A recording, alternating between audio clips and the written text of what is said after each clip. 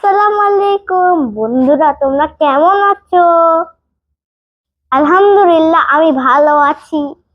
আজকে আমরা অনেক মজার একটা ক্লাস করতে যাচ্ছি। তাহলে চলো, দেরি না করে শুরু করি। ও, তোমাদেরকে তো বলা হলো না আমরা কি ক্লাস করব। আজকে আমরা শিখবো কোথায় অন ব্যবহার করতে হয়, কোথায় ওভার ব্যবহার করতে হয়, আর কোথায় অ্যাবোভ ব্যবহার করতে হয়। So let's start.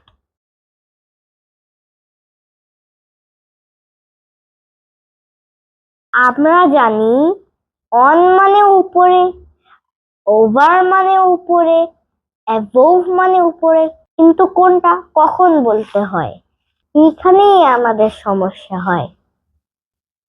আজকে আমি আমার বন্ধুদেরকে পানির মতো পরিষ্কার করে দিব, আর কোনোদিনও ভুলবে না।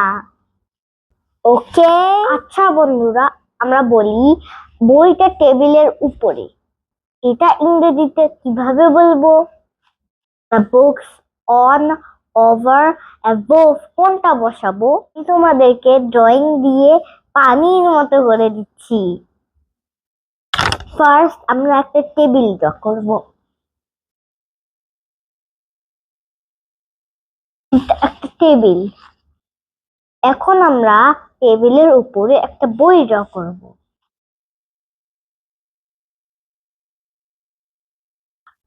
আচ্ছা বন্ধুরা, আমরা কি দেখতে পাচ্ছি? বইটা টেবিলের উপরে।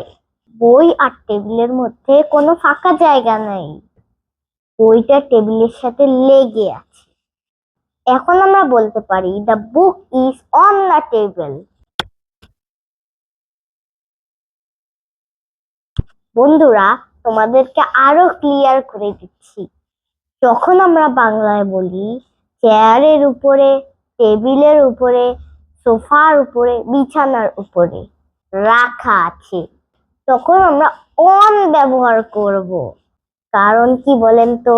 তার মানে সেগুলো ওইটার উপরে আছে, সেখানে কোনো ফাঁকা জায়গা নাই, তখন ইংরেজিতে অন ব্যবহার করব। যেমন আমি বলি কাপটা টেবিলের উপরে আছে, তার মানে কাপ টেবিলকে টাচ করেছে, তখন আমরা অন ব্যবহার করব। এবার তাহলে আসি ওভার। কখন আমরা ওভার ব্যবহার করব? যখন কোনো কিছু আমাদের মাথার একটু উপরে থাকে, তখন আমরা ওভার ব্যবহার করি। তা আমাদের মাথার উপর কি কি থাকতে পারে? ফ্যান থাকতে পারে, এয়ারকন থাকতে পারে, লাইট হতে পারে, তখন আমরা ওভার ব্যবহার করব। আরো সহজভাবে বললে, যখন আমাদের মাথার উপরে অথবা যখন কোনো কিছু আমাদের মাথার উপর দিয়ে এদিক থেকে ওদিক যাওয়া আসা করে, তখনও আমরা ওভার বলি। যেমন একটু আগে আমার মাথার উপর দিয়ে একটি পাখি চলে গেল, এটাকে আমরা ওভার বলতে পারি। আবার অনেক সময় আমরা বাংলায় বলি বিমানটা আমার মাথার উপর দিয়ে গেল, এখানে আমরা কি বলতে পারি? অন বলবো? আমার মাথার ঠিক উপর দিয়ে গেল, তখনই আমরা ওভার বলবো। একটা মাছি আমার মাথার উপর দিয়ে উড়ে গেল, তখন আমরা ইংরেজিতে বলবো fly is flying over my head. এখানে কিন্তু মাছি আমার মাথায় টাচ করেনি, উপর দিয়ে চলে গিয়েছে, জন্য আমরা ওভার বলবো। কিন্তু যদি মাছিটা আমার মাথায় বসে থাকে, তখন আমাদের অন বলতে হবে। এবার আসি অ্যাবোভ। এটা কখন ব্যবহার করা হয়? অন মানে তো লেগে থাকা, ওভার মানে হলো মাথার একটু উপরে, আর অ্যাবোভ মানে হলো অনেক উপরে, একদম উপর স্তরে, একটু বেশি উপরে যখন কিছু থাকে, তখন আমরা অ্যাবোভ ইউজ করি। আমি একটা এক্সাম্পল দিই। আমার মাথার উপরে ফ্যান থাকে, the fan is over my head, কিন্তু ফ্যানের উপরে সিলিং থাকে, এটাকে আমরা অ্যাবোভ বলতে পারি। যেমন আমার মাথার উপরে পেনটা আছে এটাকে আমরা বলবো অন। আর আমার মাথার উপরে ফ্যান আছে, আমার মাথা ওখানে টাচ করেনি, ওটাকে আমরা বলবো ওভার। আর ফ্যানের উপরে সিলিং আছে একটু দূরে, ওটাকে আমরা বলবো অ্যাবোভ। তাহলে বন্ধুরা আমরা অন কখন বলবো? যখন একটার সাথে আরেকটা লেগে থাকবে, কোনো ফাঁকা জায়গা থাকবে না, তখন আমরা বলবো অন।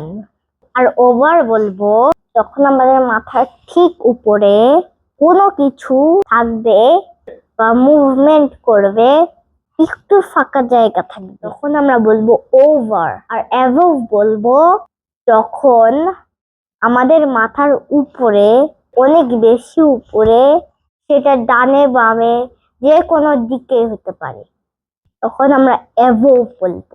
বন্ধুরা আরো সহজ ভাবে যদি বলি, বইটা টেবিলের উপরে রাখা আছে, যদি টেবিলের উপরে ফ্যান থাকে,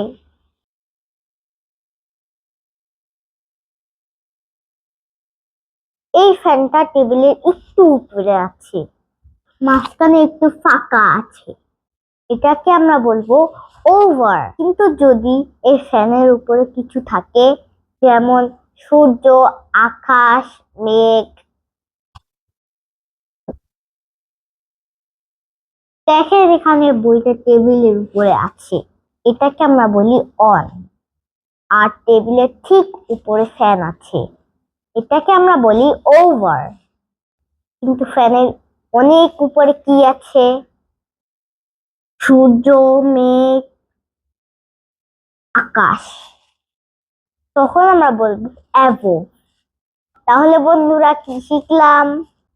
অন বলবো যখন একটার সাথে আরেকটা লেগে থাকবে, যখন টেবিল থেকে একটু উপরে কিছু থাকবে, তখন আমরা বলবো ওভার।